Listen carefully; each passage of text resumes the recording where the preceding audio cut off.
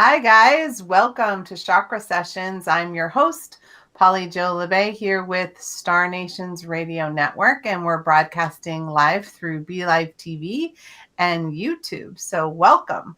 Welcome, everybody. I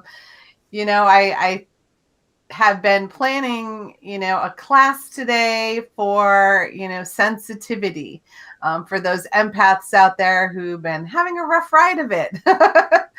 And when I was getting ready for today's broadcast to go over some strategies and some tips, I became very aware that I could talk about this subject for hours, maybe even days. And I think most of us could use, more than just a quick hour of some tips. But I'll put my favorites in here, and maybe you can share in the feed some of your favorite strategies too, because a lot of people are super sensitive right now. So hello, I see I have a couple people in the house already. Hi, Ellen.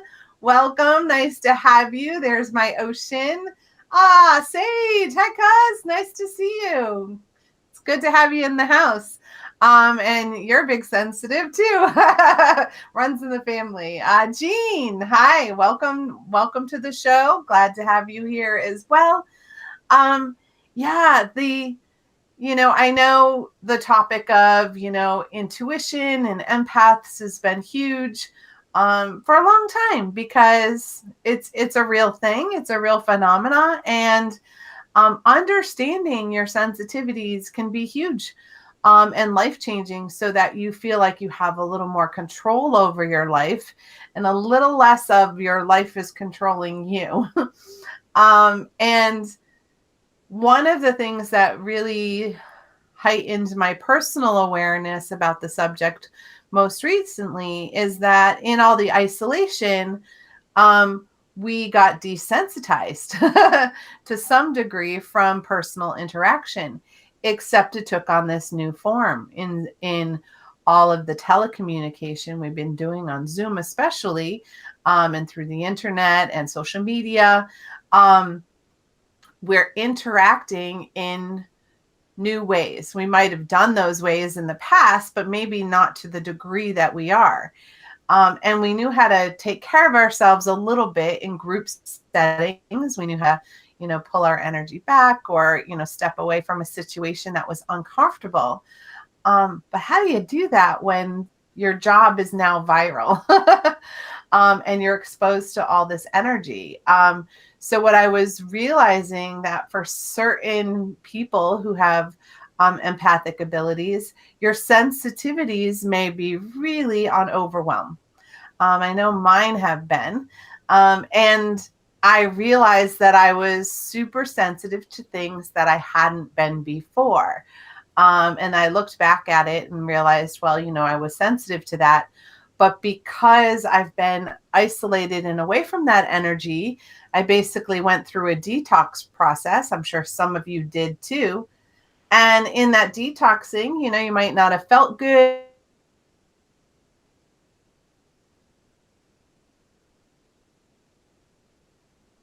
Detox. You might have had some overwhelm come in. You might have had an emotional roller coaster. You might have done some coping mechanisms that you've used in the past. I know a lot of people who, maybe upped their alcohol or their recreational drug use. You might have changed your food habits.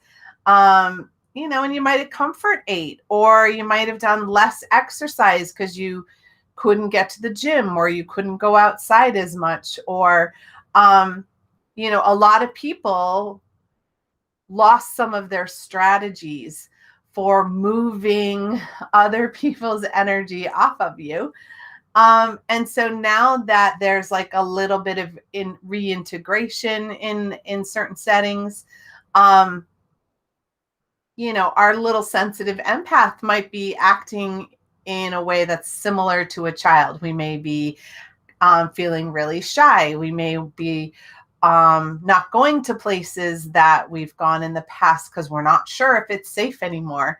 And all those things that are just the empath inside of us, trying to shield and protect. And mostly because maybe we haven't learned some new ways to shield and protect. So all of these things have to do with the empath sensitivities and how do we realign them in 2021 so that they really encompass all the stuff that we've, run into. So let's see who else is in the house. I saw a bunch of people. So Christine says, hi. Hi, Christine. Glad to have you. Nice to see you. Love the artist in the house.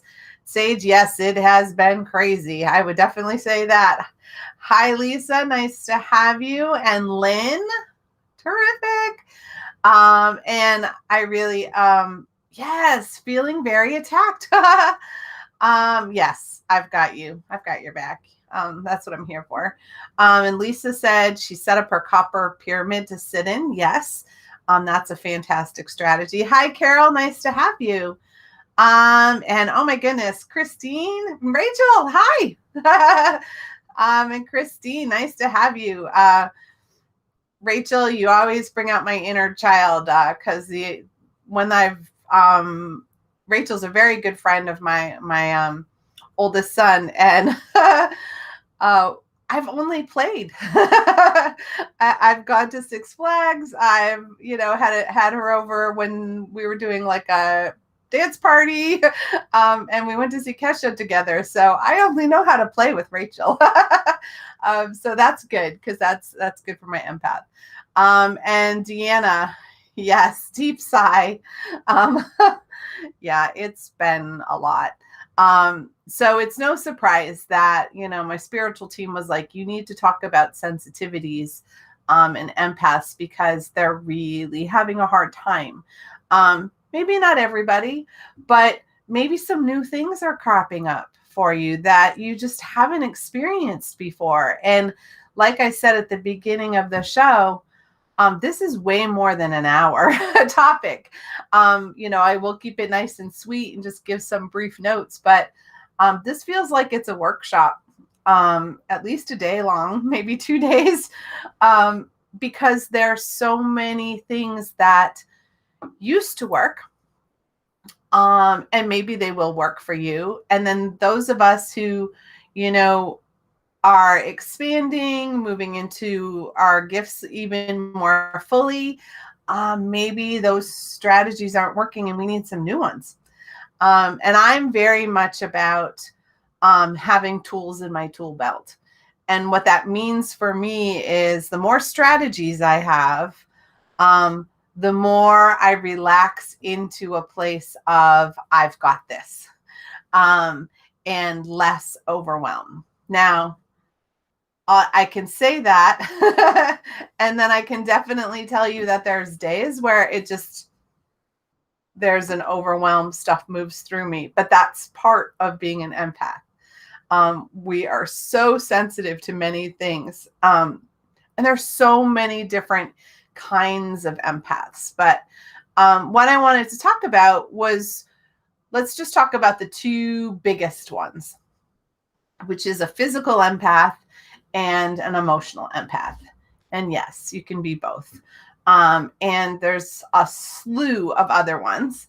And that's why I said there's a whole workshop there. But let's just talk about physical empaths. So when you're a physical empath, you actually sense in your body what other people are experiencing. So if somebody comes near you who has a stomach ache, you might start to get a stomach ache. Or if they have a headache, you might start to get a headache. And when that happens, you physically feel it in your body. And the big one is you may feel really drained when you're around certain people. So when you have that complete exhaustion, or when your energy gets revved up for no apparent reason.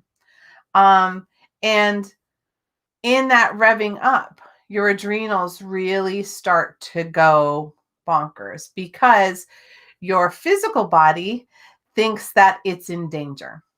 So you start activating the trauma responses of fight, flight, freeze, and even fawning. And fawning is really a way of people pleasing, but for your own personal safety. Like, the only way to get out of this is if I, give in to this person and what they want. That's the fawning. It's not just, saying yes to a bunch of things you mean no to. But it's that feeling of you're going to die if you don't. So as preservation, you go into people pleaser. But with the situation that's been going on, the economic situation, the social situation, the virus that's going around, a lot of people's fears have been activated. And when we start unearthing those primal fears, the great news is that means we're ready to sort of move up the evolutionary ladder. But the bad news is we got to let all of those fears go so we can actually, climb up there. And what we experience outside of us is welcoming inside of us to change that reaction to it. And that's the hard part. And as an empath, we have a really hard time sometimes distinguishing between what's going on out there and what's going on in here. And so I've seen a lot of empaths who are physical empaths who pick up symptoms from people. There are people who say, someone is psychosomatic. Okay. And they definitely can be. But I also know that some empaths pick up the vibration of a physical symptom in somebody else. And because they care so much about them and they want to help them in any way they can, they energetically start to mirror or mimic those symptoms. And the stronger the belief is, the more likely you are to create it. So that is such a big thing. And so Jean said, emotions are so tied in with physical reactions. I was skeptical before learning more. Yes. And, like I said, you can have both together. I think of it as if your physical body is reacting. I know people who get a rash when they're around certain people. And that can be emotions coming to the surface. It also could be something that the other person has. But lots of times you experience the energy really physically. So I definitely do that. That's something that is a gift of mine. And when I'm doing healing work, I experience in my physical body everywhere that you have pain, everywhere that energy is stuck. But I have learned how to go to scan and go, okay, where's their blocked energy? Okay, it's here, it's in this right hip, it's in the left shoulder, it's in the middle of their back, a little bit in the stomach. Okay, good. And then I release the reaction and the empathic connection through my physical body so that I can just get to work. And I don't have to walk around continuing to carry that connection. And that takes a while to learn. And if somebody learned it quickly, good for you. Hi, Kathy. Nice to have you here. So one of the big things that, emotional empaths have, and I feel like a lot of people understand this one. It's that, you come in, you're going to work and you're in a good mood. And somebody comes in and they're moaning and groaning and complaining, and it's hard for you to maintain that positivity. And then you start to get cranky and you start to be nitpicky, and then you're slamming your drawers and next thing you know, you're frustrated and angry. It's like contagious, right? And it is, right? That when we go into places where people are really rude or negative, or they talk harshly to you or to others, it's hard to maintain your own energy field and your positivity. And we also know that when we're around like really little children who are playing and they're giggling and laughing and they're just excited about everything, that we can get caught up in their joy too, you know. We also know that there are places where, you know, you get caught in other people's sadness or grief. And what that really means is that when you're empathic and you experience someone else's emotion, it triggers similar emotions within you. And if you got a bunch of them that you've held on to or tried not to feel or suppress, then they come waving up like a giant flood. And so you may experience people saying, you know, that you're overreacting or you're overly sensitive or get over it or man up or it's there's that you know, difficulty that empaths can go through where they're told they're too sensitive, except we're supposed to be. We're supposed to be here to help other people remember how to feel their own feelings. And we are such big feelers that we are, you know, helping pull the stuck ones out of their little closets, you know, like it's okay. Because if you hold back your emotions and your feelings, emotions are simply energy in motion. So what happens is when we suppress and hold back all of that energy from being in motion, from being expressed, we have to store it somewhere. And it's going to be in our energy field. So, and if it stays there too long, it's going to land and take root somewhere in our physical body. And that's why a lot of healing work, you know, you may go in with physical pain, but it's really got an emotional root attached to it. It had an emotional feeling that got stuck in the physicalness of you. And it also might be a belief or a thought that got energy attached to it. It got emotion attached to it, you know. So I'm sure there are a few people in the house who have, you know, a worthiness. I'm not worthy. If you've ever felt that, you know, that has a certain connotation to it. And if that grabs a hold with that thought or belief grabs a hold with sadness, shame, grief, blame, or something, it starts to anchor it. And the next thing you know, it's sitting in your belly or it's sitting in your chest and it's sitting in the back of your throat, wherever you're holding that from being expressed, then it starts to cause you physical pain, you know? So let me see. Caitlin, hello. Glad to have you here, Caitlin. And Christine saying driving by a cemetery is a trigger for me. Yes. And you know, sometimes that is a type of empath where you're sensitive to energy that is on the other side. The spiritual mediums can feel that. Cemeteries also are a place where people living go to grieve.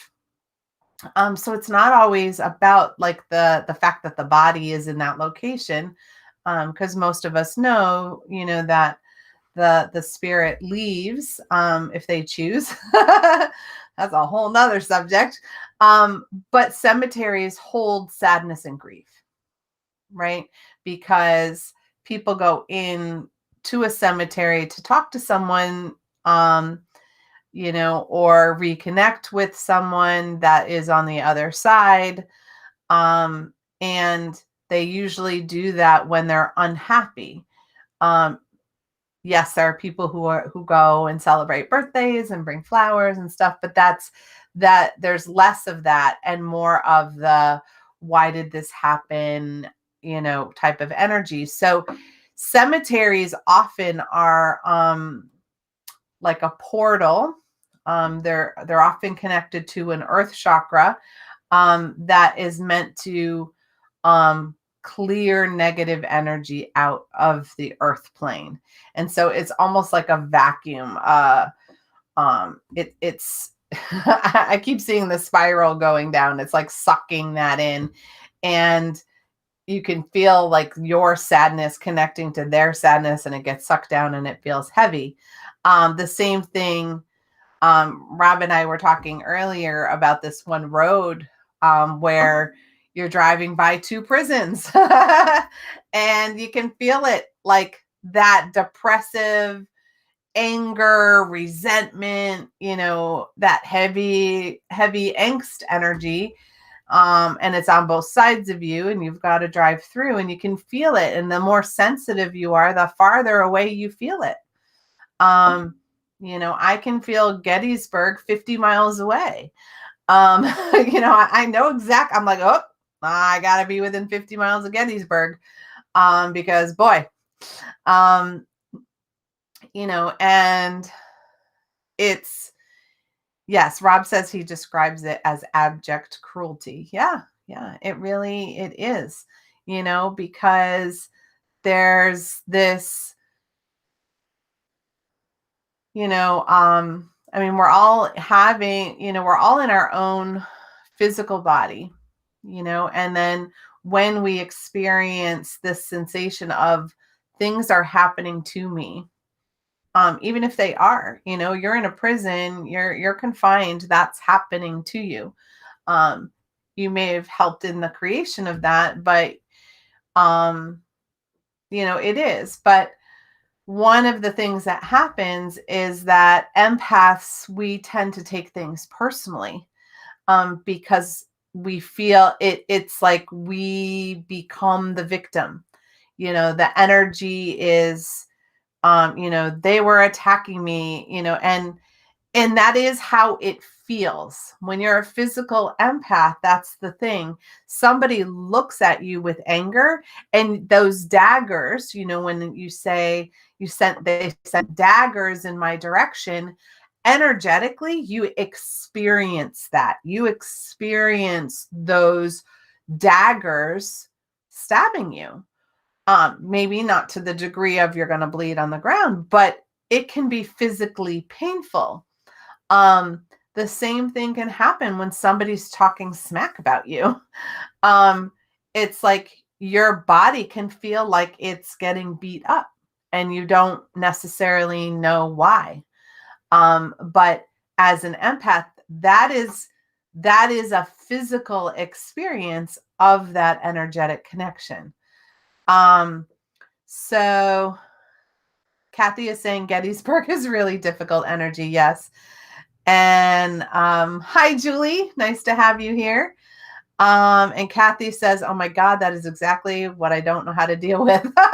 Yeah, good. You're in the right place. And oh, yes. Yes, exactly. Those daggers keep me from PDA as a queer person. Absolutely, right? Because there's that sensation of you're going to be attacked. And whether you will be or not, if you've been attacked in the past, that's your trauma response, right? We all have those trauma responses of like, oh, I can't do that because this could happen. And that keeps us in our own personal energetic prison, right? Because we can't be in our fullness, or we feel like we can't be, because we feel like we're going to experience that. And, there are times when the thing that's difficult for empaths is we feel these attacks energetically, or we feel other people's emotions, and we might want to get them off of us. Or we avoid people because, they suck our energy out, and, we don't have enough to go around. those are all ways that, as an empath, that's part of what we experience.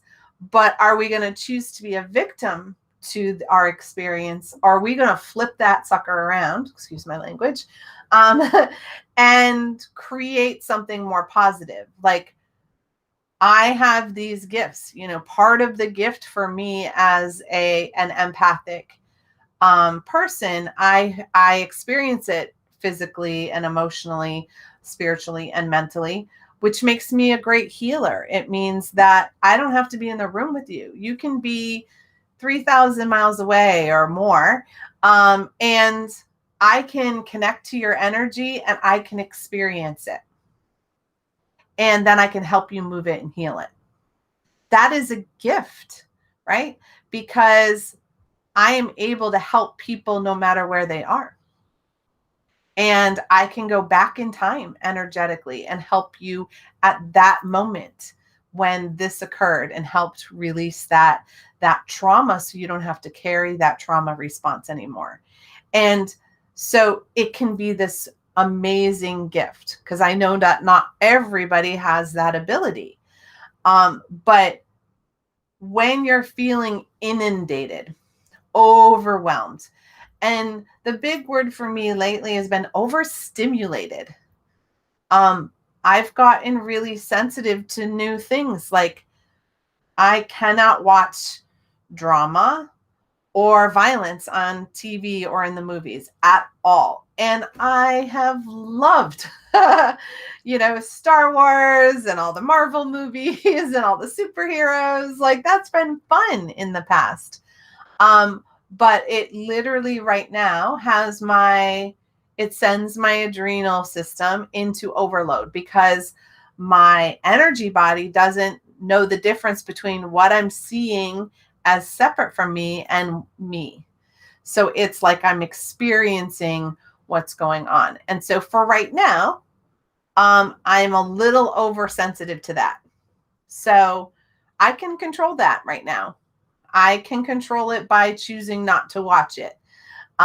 Doesn't mean I'll never watch it again, but right now I'm really oversensitive to it. And maybe I'm a little drained from all the drama in regular life that's going on, and I don't need extra drama. So I watch game shows and I watch, Hallmark Channel,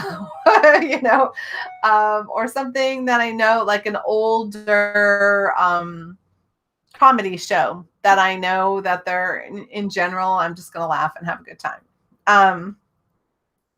So Lisa says, I put a mirror up to the other person so they take on their own output. Yep. And Rob says, I haven't even been able to watch sports lately. Of course, the sports I watch have the potential of fights breaking out, hockey and baseball. Yeah, I had, I'm a big football fan. But this past year, it was really difficult for me to watch. And if it wasn't a good game where it was like fair and even, and that the refs were being, equal, if there wasn't equality between the teams, it was a drain, and it was not enjoyable. It didn't fill the joy. But I do get sometimes watching those sports, for me, it was that there are times when it's allowing that gladiator warrior energy to, go full out in a way where people aren't going to end up dead. But yeah, there's enough violence without it right now. I totally agree with you. That some of those things are just an empath, right now it's just not, we're really on high alert. Energetically, a lot of people are in a traumatic state. And if you had trauma before, it's reactivated any unresolved trauma. So the PTSD is like through the roof. And basically, because we've abruptly had to change our life and how we do things, everybody's a little traumatized, including our kids. So what can we do?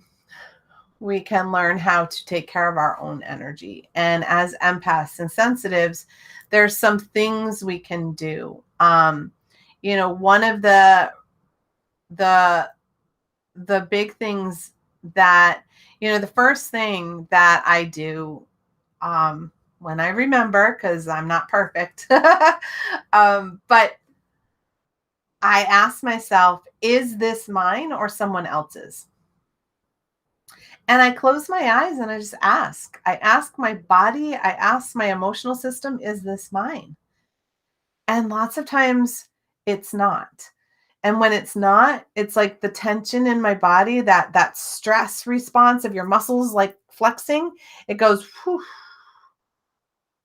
and you're like, oh, I don't have to hold that. It's not mine. And if that can be just like your first strategy. Is this mine? And if it's mine, well, then I got other stuff to do, right? And another thing, like Lisa said, she puts up a mirror energetically. And that's fantastic. You can imagine your aura turning into a giant mirror, your personal bubble turning into a giant mirror. And that's not mean. Because a lot of us are like, oh, well, that's mean. And I don't want to be.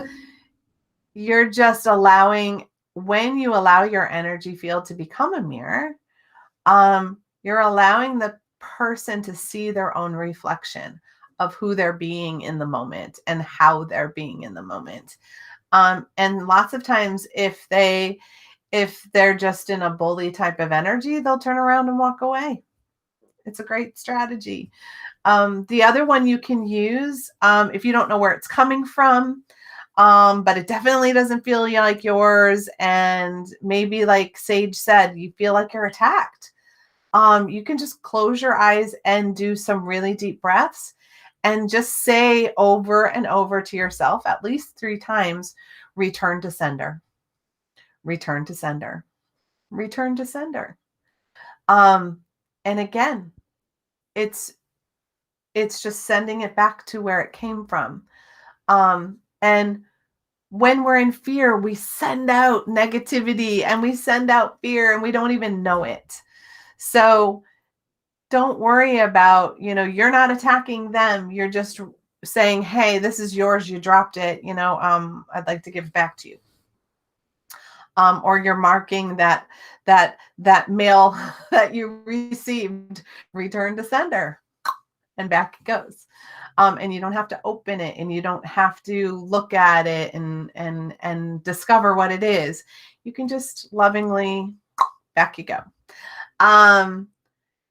If you have the opportunity, like you can step away from whatever is disturbing your sensitivities. And what I mean by that is, when we're on our phone, we can scroll past it. We can also unfriend someone, or we can block somebody if they're very aggressive. We can not watch things that are dramatic on TV. And if people are having an elevated conversation and it's really difficult for you, you can walk out of the room. And you can, change your energetic channel. You don't have to sit there and allow it to happen. And if, and the different parts of that is if it's happening in interaction with you and someone else, if it's someone you care about, it's easier to say, hey, I'm feeling really overwhelmed and sensitive right now. So can we talk about this later? Or you can say, I'm sorry, I'm busy. I've got something I got to do. And that something you got to do is walk away. Right. It's okay. And it's in your best interest to protect you. The thing is, no one's going to know what you're experiencing except you. And you're the one who can take care of you. And so if you need to move out of the situation, then do that to the best of your ability. So Rob says, sometimes you don't have a choice but to be mean. Their key is to be measured and reasonable. Yes. How they receive what you say, that's on them. But if you have to say, I need to step away right now. If they want to push and that's on them. It's like, look, I am taking care of me right now, and I'm sorry. I'm sorry if it affects you, but I gotta go. I like Sage was saying, return to sender while holding black tourmaline. Yeah, or hematite, or pyrite. Those are some of my favorites. Because that actually repels peacock ore too. We'll send it back. And so, if you have trouble remembering, you can get jewelry made out of any of those that, you can just grab a hold of and say, oh, right, I want to send it back. Crystal, can you help me send this back? And it can. So Bobby's saying, hi, love. It's been wild here, but it's teaching me to remember grounding, tapping, breath work, calling in all my team for a protective bubble. Absolutely. Look at that. She's like a master teacher here. Yes. Grounding is key. It's something, grounding, earthing, some people will call that. Connecting with nature. Really getting back into your breath. If you know a breath work facilitator, they're fantastic to help you learn some good breathing patterns. I had re-experienced some panic attacks not that long ago, and somebody helped me remember, a breathing technique that I hadn't used in a while, because I hadn't needed it. And it was like, oh, right. Because that refocuses your thoughts and your intention and your awareness on your breathing. And so that really can shift and change a lot for you when you do that. And of course, EFT tapping. And if you need some help, Ed Langen has some fantastic videos on that. And, that is one of the techniques that I have my students just worked on last week. And some of that, it is a great way to, as you're tapping, I choose to release all energy that is not mine, and love and accept myself. I choose to love and accept myself. That's a great one. It can work really well. One of the other things that a lot of empaths do, without even thinking about it, is, you need to clean the water. You clean yourself in water, detox in water. It's like you scrub that man right out of your hair.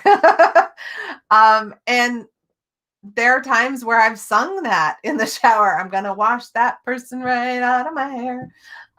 Sorry, didn't mean to make you experience my singing, but yeah, take a shower, take a tubby, soak in Epsom salts, go swimming, go jump in the lake or the ocean, but maybe when it's warm enough to do it, though the polar plunge is supposed to be really helpful. I've done it in April. I don't know that I would do it any sooner than that here in the East Coast, for sure. But that's a big thing. Use water. And when I use water in a shower or any other way, I ask the water divas to assist me. I set the intention. Even at the ocean, I ask Grandmother Earth and the water divas to take away and cleanse my soul and my spirit of all the negativity and the energy that no longer serves me. And then I allow it to go into the earth. And I don't have to physically get in the water. I can be just super close to big water. So if you have a lake or a pond, even if it's iced over, you can ask for it to take that for you. And Rob is saying, did you just tell me to go jump in a lake Rob, of course. Go for it. I don't know which one's closest to you. I'm assuming the big one closest to you is Michigan, but that may not be true. So go jump in the lake if you need to, but it might be a little chilly. So another Lake Huron. Oh, okay. So one of the other things that you can do is, Christine's saying every day in the shower. Yeah. And it becomes part of your ritual, and your spiritual team knows that you're using the water in that way, and I know somebody who does like hot tub, they do the hot tub in the same way. And it's just really reminding ourselves that the spiritual aspects of water are to return us to flow and to help get energy in motion that isn't in motion, and to cleanse and baptize ourselves in a way to release anything that just isn't meant for us. And the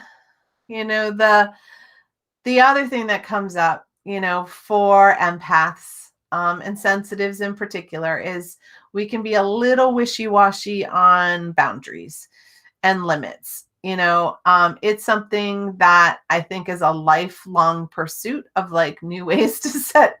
It's like you set a boundary and you get nice and comfortable, and then you realize that you need more. And it's not keeping other people's out. It's being really clear on what you need and how you need it. So it's learning to say no when you need to. It's learning to say yes when you want to. And it's moving away from the knee-jerk reaction of I have to because then they won't like me, or I'll be seen as selfish, or whatever other thought process might be going in there. The judgment of good or bad. But boundaries are really helpful. And sensitive children in particular, they need those limits and those boundaries to feel safe. Their energy is so expansive that if they don't feel like they're being held in some sort of container, it's like a free fall. And that can be so anxiety producing. So limitations on like bedtime and setting boundaries on, when you're going to eat or not eat, or naps and things like that. Those are all really important. And yes, when you first set boundaries, you will get pushback because people are testing really mean the boundary, or are you just reacting in the moment and saying, I need this, and it's just a reaction. It's not an actual boundary. Most of the time when you set a boundary or a limitation, it gets tested 3 times. And you need to hold your ground 3 times in a row. And if you cave once, you start over all over again. So I hold space that you're able to do that one. And sometimes it's limitations on the length of a phone call. If you have a friend who really drains your energy, you're like, I can talk, but I've only got 5 minutes, or I've only got 10 minutes, and set a freaking timer on your phone. When the timer goes up, and go, oops, that's my alarm. I have to go. Love you. Bye. That is respecting what you need, but also being there for the other person. And that is, if that's what you need, for me as a healer, like limitations on how long a session is. Sure, I could work with you for 5 hours straight. You might not want to pay for 5 hours of service from me. So I have boundaries on that. And when I first started, I was so eager to help so many people that I wasn't so good with that. They would pay for a session that was supposed to be an hour, and I would go 2 hours, and then I'd, down the road be kind of resentful because I wasn't really getting paid for some of that time. Does that make sense? So that's part of the setting, just setting limitations. And sometimes those limitations are for ourselves. Like, I need 8 hours of sleep. So I'm sorry, I got to go to bed. That's okay. Speaking of that, empaths, lots of times we need a lot of sleep. Um, Sometimes more than other people. And when we are doing intense work, helping others, we need naps. Those are like a really good thing. And so sometimes you just need a power nap. And I've gotten over, giving myself a hard time about that. Like, I might have an hour break for lunch, say. And I had a really tough, not tough, but a really intense client, right? In the morning, and I'm at lunch and I've only got an hour till my next client, and it's like, what do I need most? And it's like, I need a nap. So I might take a half an hour nap, and then that gives me enough time to have a quick bite, and that serves me. And then I'm recharged and I've released, because I'm very good at doing that when I'm sleeping. And because I use the power nap in that way, my spiritual team understands that, oops, this is the time to dump all the stuff. I ask Archangel Nathaniel to pull everything off me when I get into my bed. So that's another thing you can do. You can ask the archangels to help you pull the energy off, or your spiritual team. Nathaniel's really good for that. Thank you, Maureen Mann, for that bit of information. But that's what I've used. I've used my bed to be, when I lay down to sleep in my bed, it pulls off all the energy that's not mine, and all the energy of mine that's ready to go. So it's like a sleeping flush, I guess. And, the last thing I want to just sort of talk about too is that that energy of, we're in a place where we're online a lot, and the vibration of that can be very overwhelming for sensitives. So if you're working online right now, or you're spending a lot more time online, try to take some breaks from it. When we were working in person in jobs, like, it was okay for you to, take a 10-minute break. You would go to the bathroom, grab a snack or whatnot. And there's this misconception that now you're home, you're available 24/7. So I encourage you to set those boundaries by taking those breaks. And if your computer has to be somewhere where it's also within your living, like you don't have a designated workspace, like I know a lot of people are working on their dining room table and things like that, then work is invading your home. Create a way to really shut that down. I have a friend of mine who, she was working at her kitchen table. One part of the table became her work office. But she still needed to eat at her kitchen table. And so I was just like, put a tablecloth over it. We're closed. Put something pretty over it, a tapestry or something, and be like, I'm done for the day. Kind of like you're putting a bird to sleep.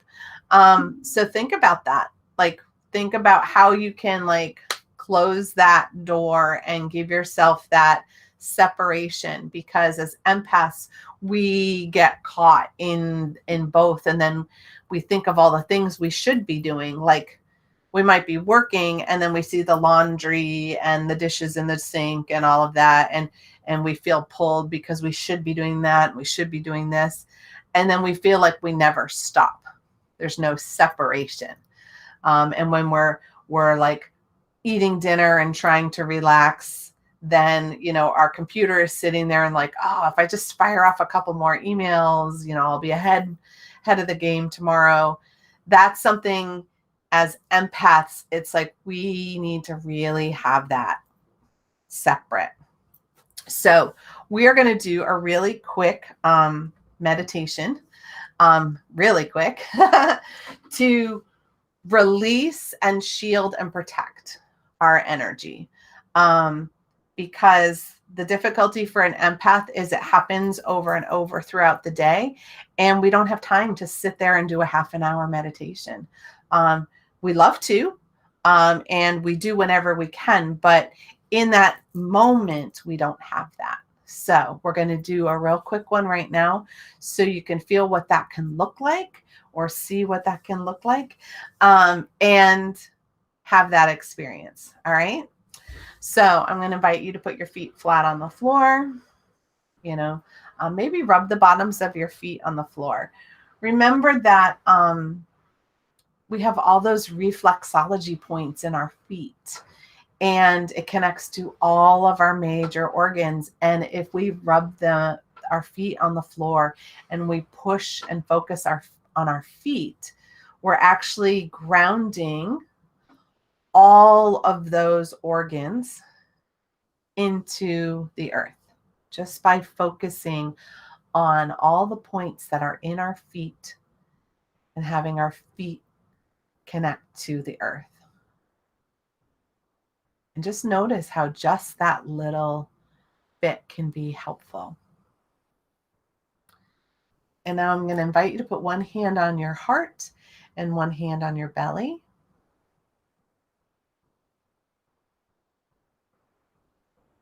And just take a couple of really deep breaths.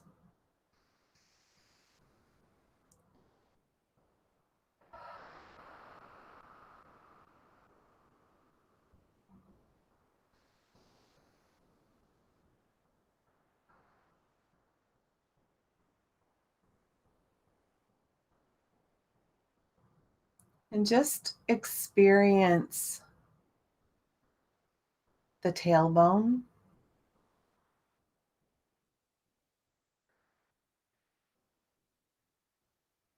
Feel the weight of that. Feel the anchoring of that. Imagine it being a fiery red, matching the fiery energy in the center of the earth.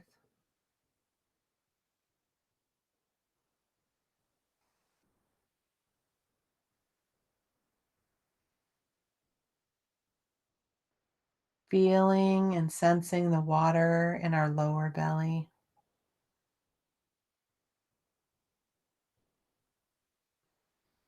The ebb and the flow. The calming of the water. The cleansing for our soul.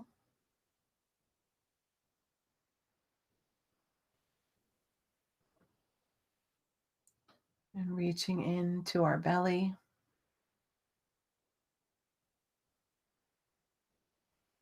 And calming the heat.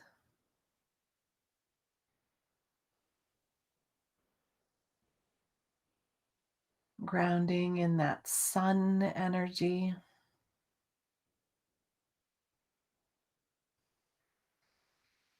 That relaxation and calmness we feel when the sun is shining brightly over us.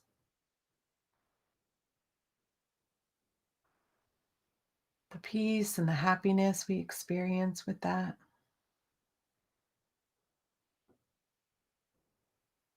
And then feeling the air in our lungs beating through our beautiful heart.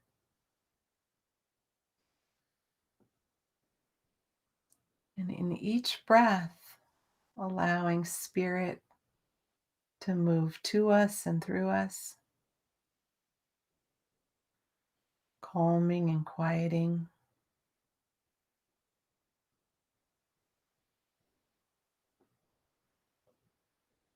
And opening the throat.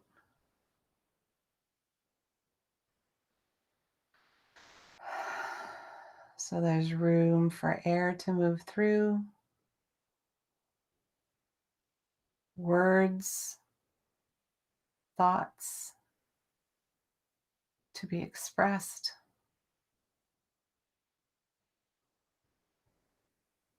Moving up to our eyes and opening our perception.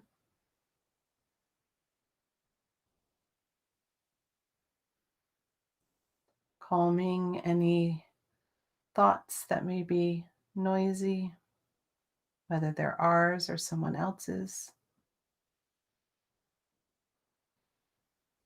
And opening our crown just to allow the divine energy to calm, center, ground, and inspire us.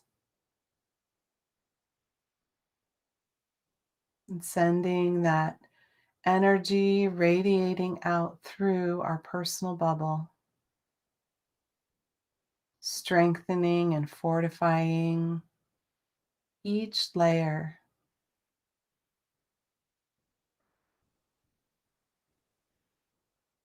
Clearing, strengthening, and protecting our physical body, our emotions, our thoughts, our spirit.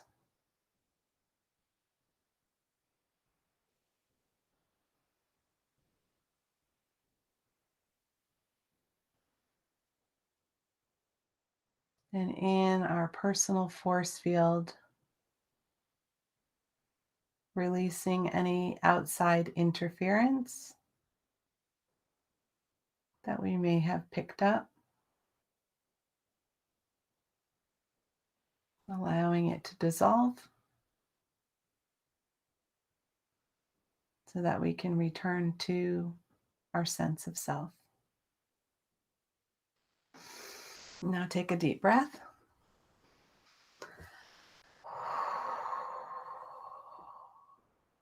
Blow it out and start to come back.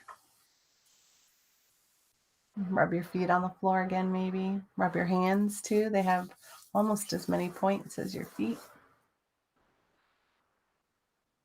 Nice and quick. So the biggest thing for us as sensitive is to find ways for us to be in our own energy. And being fully present in the moment when we're worried or we're anxious, whether it's ours or someone else's, we're not in the moment. We're not in the moment. We're in the possible future, or we're reacting to our past. And so that just makes it extremely difficult to be calm and centered and to act from our heart space, right? And as sensitives, we want to be feeling our own feelings and using them as our guidance system. And it's stressful when we're experiencing everybody else's. So, just really asking each of our chakras to be in its fullest light and for our force field to be strengthened can be enough.